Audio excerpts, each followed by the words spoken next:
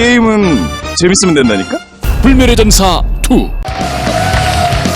Welcome back to the next in arena. KT Rolster up 3-0. It's really just one man behind it all stats. And we're going to find out who SKT has sent to do the job of reverse all killing. A very rare task to even encounter for this team. Never really find themselves down 0-3. Let's find out who it is, GTR.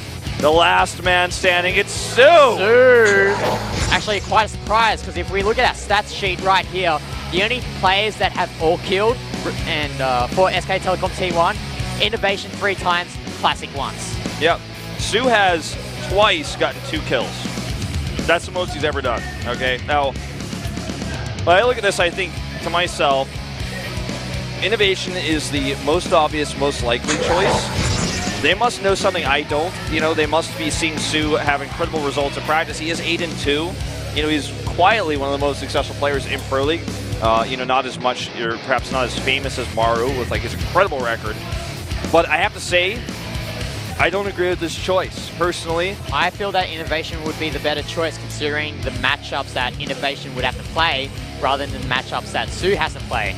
I just feel that soO against TY and against Zest, he'd stand less of a chance if Innovation played against TY or Zest. Yeah, I have to agree 100%. But again, SKT coach, now that Coach Park's gone, I would say best StarCraft coach in the world. And he made this choice, and we have to believe in him. The SKT fans have to believe. But Stats is just one win away from closing this out 4-0. Let's find out if he can do it.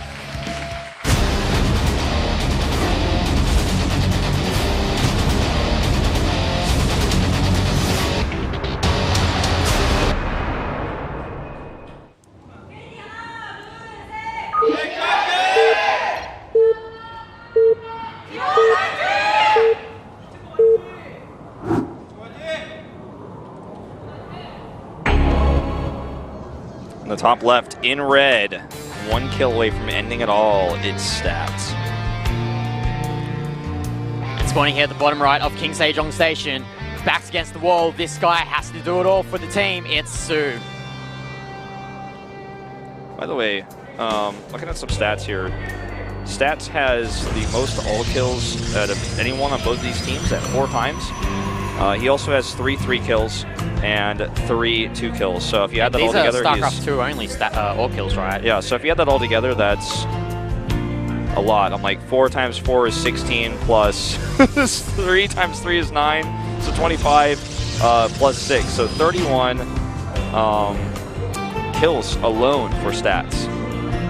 So that's kind of crazy. Yeah, I think what's crazy is that throughout the past that we've had StarCraft 2 being played in Pro League, it's been those 3 players that have carried KT Rolster in these playoff situations. Yep, and that's why this is the way they win it, and why I said so many times earlier that if SKT trades 1 for 1 for 1, the depth of the roster, like, it just kind of falls apart, right? But, you know, this is a perfect scenario for KT Rolster because now one of their 3, either it's Stats, TY, or Zest, all they need to do is win 1 time. And even if Lucero comes out, he could take a win, right? So, like, there's just, when you look at that, it's like, well, this is an incredible scenario where soO has to defeat 4 KT Rolster players. He has to do the reverse all kill. Not only that, but if we look at the next maps, Frost, Lorelak Crest, Orbital Shipyard, you can tailor the players that you want to play on those maps. So there's so much flexibility here for KT Rolster coming into this reverse all-kill situation that soO has to do. Now, soO is a type of player who plays best under pressure. He's garnered the nickname in Korea, Angry soO, because when he seems to be angry in the booth, that's when he plays his best. And I'd be pretty angry as well right now if I was sent out in this situation. You can see him in the booth, actually. I looked at him before we even started this game. He's taking deep breaths. He's really trying to calm himself down because one mistake and it's all over, and SKT does not go to the finals.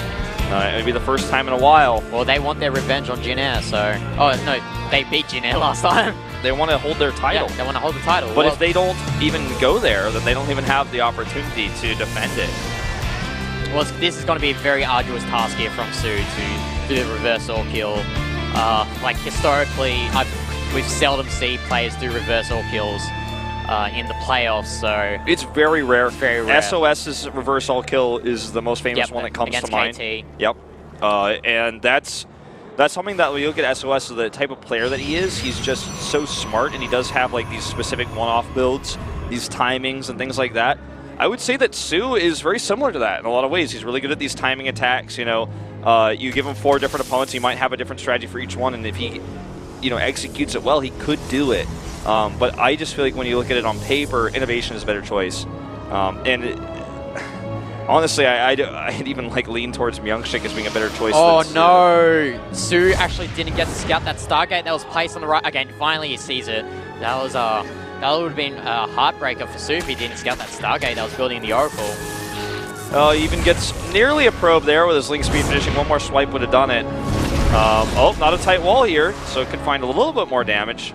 It's always funny when small amounts of links get in like this, because soO's like, well, I mean, I probably won't get anything this anyway. And actually, Stats is expanding behind this. He's going to bank on that one Oracle to help him defend from any sort of attack that soO. Oh, he got that probe from earlier. He's like, gotcha. That's cute. 2 spores going to be finished at home as well as that 3rd queen. So he should be ready to lock this down. A 3rd spore added just for safety measures. Yeah, there's no lair yet, but I don't think he's thinking about getting the lair up. Just going to work on using these queens, using those spore crawlers for his anti-air, because he knows that. Actually, let me check the vision of soO right now. He isn't actually aware that there is a 3rd up yet, so. I think he's got a good idea, though, right? Counting like the gateways and the tech that Stats has right now, I'm pretty sure he's pretty confident that Stats has taken that 3rd base. Yeah, I mean, he like literally saw everything like 4 times because he keeps getting lings in, and Stats has been a bit flustered by this, as you guys can see, like struggling to deal with 1 ling in the main there that scouted everything once more. The Baneling Nest and an Evolution Chamber coming up, as soO will follow the example of his teammate here and show us some Baneling aggression as he takes a 4th much faster than what Dark showed us, and obviously a much greedier 4th in many ways because of its positioning. But because he knows that, and I think he's now confirmed with the Overlord, that Stats has gone for such a greedy 3rd base, this is not actually that risky overall, and he's going to take a +1, even grabbing Burrow temporarily, but decides to cancel it. Yeah, note the placement of that 4th base is at that upper ground expansion rather than that that expansion near the watchtower. So it's obvious that, judging by the placement of that expansion, he wants to use that higher ground advantage that he has by taking that expansion and maybe do some sort of iron wall or spine crawlers, and stop him from finally coming in. I'm starting to get the impression this may be a lurker-based play out of soO, and not the Baneling-based play that his teammate is so known for. As the Overlord will come in here, it's already scouted, 2 Stalkers warped in, and you know, actually if he gets all those unloaded, they may be able to just fight the Stalkers. A few more Stalkers being warped in.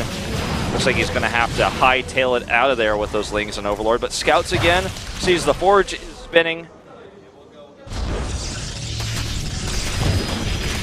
What's going on. Yep, as you said before, we do see that +1 range attack coming here from soO. He's getting the Roach Roar and he's getting the Hydralisk Den. And you have to remember, Overgrowth and King Sejong Station, sure they're 2-player maps, but they're much different map architectures to them. There's a lot of narrow choke points on King Sejong Station that favor the Lurker play, and I think we're going to see that, as you said before. We see the Lurker Den being built here from soO. Yeah, and this is, you know, I guess like not a bad idea for the map, especially if you get this 4th base up this early. You do have control of that high ground. It's hard for the Protoss to punish you or be aggressive there. And it's also a position in which you can defend and reinforce attacks very easily because you're closer to the Protoss, and Lurker's obviously very difficult to move across the map with. If he had taken the base towards a 3-cog expansion, it would have been just a bit more distance. Lurkers and Hydras both really do well in this high ground environment as well. Whereas Banelings, for example, on this high ground don't get any advantage whatsoever, and also have the disadvantage of having to go down potentially one of these 2 ramps where they can get forested off. Kind of like what happened to Dark in the previous set, game number 3. So I do like this idea, and already the Baneling style has been tested and failed versus Stats, so I do like this choice for soO to kind of try something different. His teammate failed with one style, and he's going to try the second, which is arguably much better for the map. Oh, but Stats is actually hitting a nice timing here before the Lurkers do come out. He's going to get some creep tumors at that 4th base. A nice drop here from soO. He's going to pick up... Oh, okay, he's actually focusing on the Stalkers. He doesn't actually get any probes there, which is quite unfortunate, and looks like Stats might be going to try and hit on this back rock. This looks like a Heart of the Swarm game with Hydra's trying to defend against Blinkstalker +2 coming in. I mean, this is King Sejong Station last year, all right? Let's see if he can hold this. There's a few sentries here. Those Lings might get trapped. There are 7 Lurkers being morphed in for soO, and once he gets those Lurkers up onto the top of the ramp, there's no way that Stats can break through that. Yeah, and all he has to do is leave the Lurkers on one location and his Hydras and Lings on the other, and the Stalkers basically can't break either. It's going to be incredibly difficult, especially with Spore support to snipe observers and things of that nature. The Oracle has been the big spotter here for Stats. So if he loses that, I feel like soO does gain a bit of an advantage.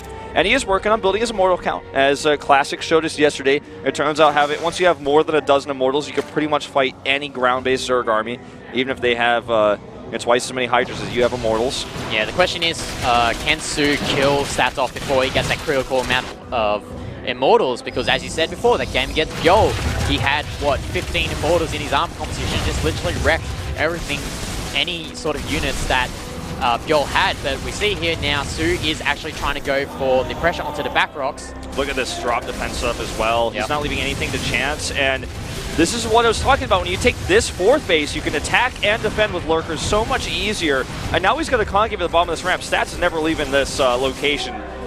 He is doing a big warp in his Zealots, which could hit this maybe too hard, actually, at the natural, because soO is not prepared for this many units. He's only got a few Hydras back there. I love these Queens here added to the composition of soO with this harassment. He can easily transfuse those Lurkers if they do get shot. Oh! DT is coming out, though. There's no detection. No detection and no transfuses. That's a run back. And here come those Zealots I was talking about. This could be a serious issue because he didn't leave that much at home. And now he's caught with his pants down here because Lurkers are forced to move. His detection's in the wrong place. Send his Overseer back to deal with the Zealots. This is pure Zealots. So many drones going down. 12 dead already. And where's the detection for these DTs? I mean, you have to also consider that soO was maxed out. So once those Zealots did attack that expansion, there was nothing that soO could do about it because he had no units to build. Lurkers can't kill DTs unless they're burrowed as well. He needs to get those under the ground here. DT's doing so much damage here.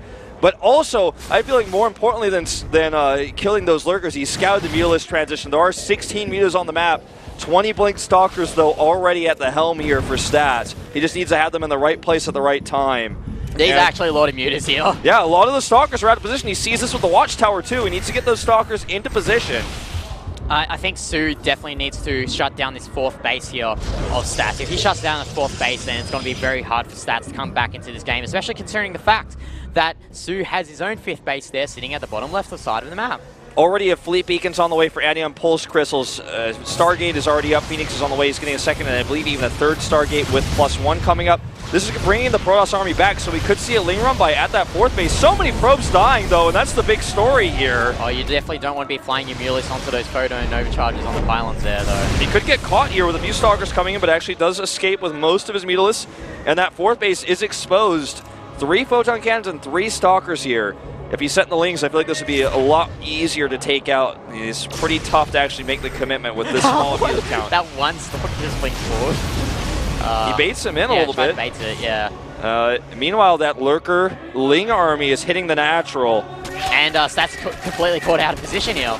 He's got Overseers with this he's time. going to use the Changeling to block the ramp. That's going to be amazing here. If he actually gets these Lurkers on top of this ramp as well, it's huge. And there you go. There's the Changelings blocking the ramp. Perfect control here. We see counterattack here with the Zealots and Dark Templars.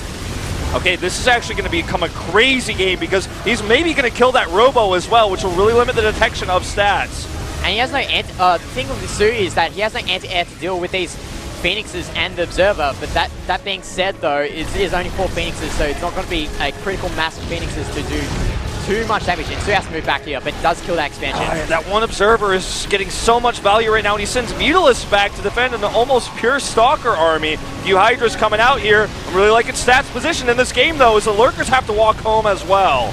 Yeah, so it looks like it's going to be a trade here, but oh my god, these Stalkers are just being so much more cost-efficient battling these Mutalisks. The Mutalisks don't have good upgrades. The Stalkers are about to have +3, and he trades decently well. He has to retreat now, and he's going to lose the bulk of this army. But the thing is, these Mutalisks are not going to be able to deal with the Phoenixes. He needs to kill the Mutalisks so that his Immortals can get serious damage down. Stats is way out. multitasking soO right now. He's everywhere at once. He's hitting the natural, he backs off, and now he hits the fourth base with the Immortal Ground Army. It's going to go down as well. This is going to become perhaps even a base trade. Yeah, I mean, these Immortals are just sitting here at the bottom side of the map and they're just sniping hatcheries left and right. But these Phoenixes with Anya and Pulse Crystals, I believe. He's also got a Mothership Core as well. Yeah. All right, so these Immortals, how is he going to ever deal with these? He lost all of his Mutalisks. Okay, no, he's got 4 Mutalisks left in total. Another base is being remade. I think Dark is in some serious trouble. If you look at the supplies, it doesn't look necessarily that way, but he's about to secure the better economy. Look at this, Lurker Den's going to get taken out here. soO has a nice bank though. That's what's working for him. If he manages to build the right unit, it's a nice pick up there, getting a Hydra. Like, every unit counts in this situation. Oh, absolutely. This is a really scrappy game we're in right now. The Immortal's still alive here, and they're just going to right-click on this base, looks like, with some Archon Zealot support and all these Phoenixes. This may just be checkmate here. soO needs to get into position. He has so many Hydras, 26 of them. He needs to get them over here. He needs to fan them out and get a nice force concave. field. He's going to get that force field in between that cavern and that spire. But actually, he might be able to surround this army. Oh, if he catches Stats' army, this could turn this game around. There's no observer with this army as well, so he has to run away from the lurkers. But there's Mothership Core. There's one observer here. That's the only observer on the entire map. Very important not to lose that.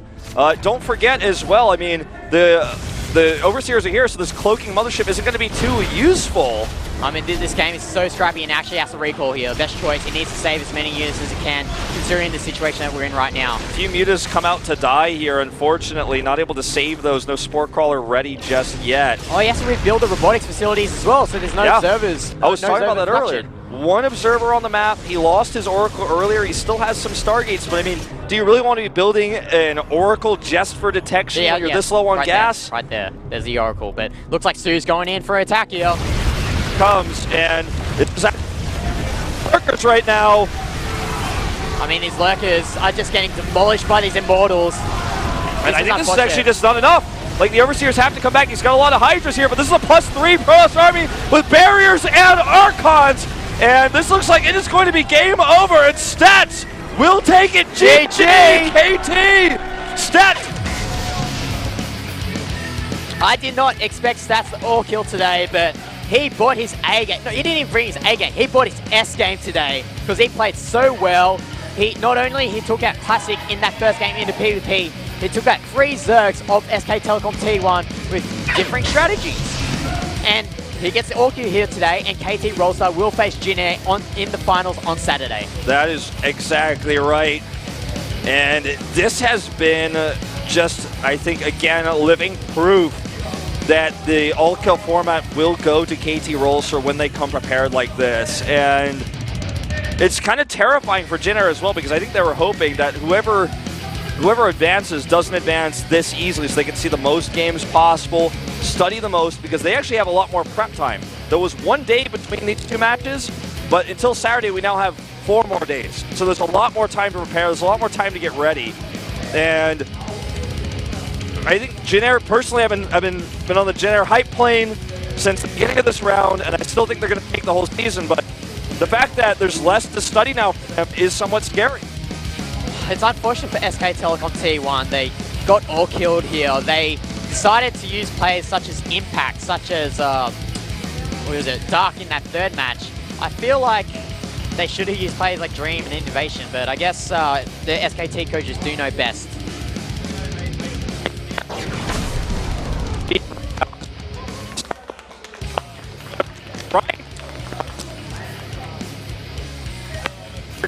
GTR. Oh, wait, I got it. All right. What I'm trying to say is I agree. I want to be critical of these choices as well. But when you're dealing with the coach, the best coach in the world right now, and the best team in the world, you know, stats-wise, it's hard to be critical. But I personally would not have made those choices myself. Well, I mean, Dark and soO makes sense, but Impact was the most questionable one out of the lot. I guess.